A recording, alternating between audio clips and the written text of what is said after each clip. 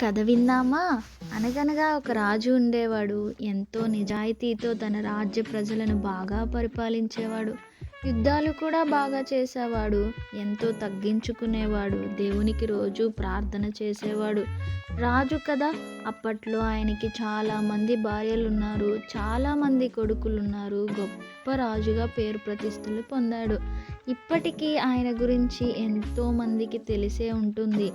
ఆయన ముసలివాడైన తరువాత తనకి ఇష్టమైన నమ్మకమైన కొడుకుని రాజుగా చేయాలని అనుకొని పట్టాభిషేకం చేస్తాడు. ఆయన బహు వృద్ధాప్యంలో మరణిస్తాడు. ఆయన మరణించిన తరువాత పరలోకం చేరుకుంటాడు. పరలోకం నుండి తన కుమారుడు ఎలా రాజ్యాన్ని పరిపాలిస్తున్నాడో చూద్దామనుకుంటాడు. అక్కడి నుండి చూసిన రాజు తన కొడుకు ఎంతో చాకచక్యంగా ఎంతో జ్ఞానముతో తన రాజ్యాన్ని పరిపాలించడం చూసి బహుగా ఆనందిస్తాడు. కానీ కాలం గడిచే కొద్దీ రాజు కొడుక్కి ఆశలు కోరికలు ఎక్కువై నచ్చినట్లు జీవిస్తూ దేవునికి ఆరాధన చేయకుండా ఉంటాడు.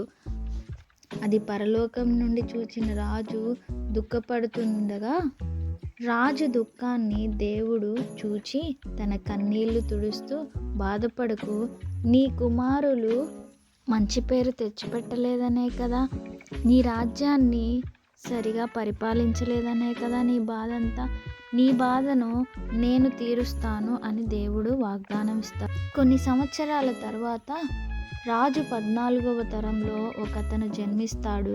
ఆయన ఏ పాపము చేయడు. ఆయన రాజ్య విస్తరణ చేస్తాడు.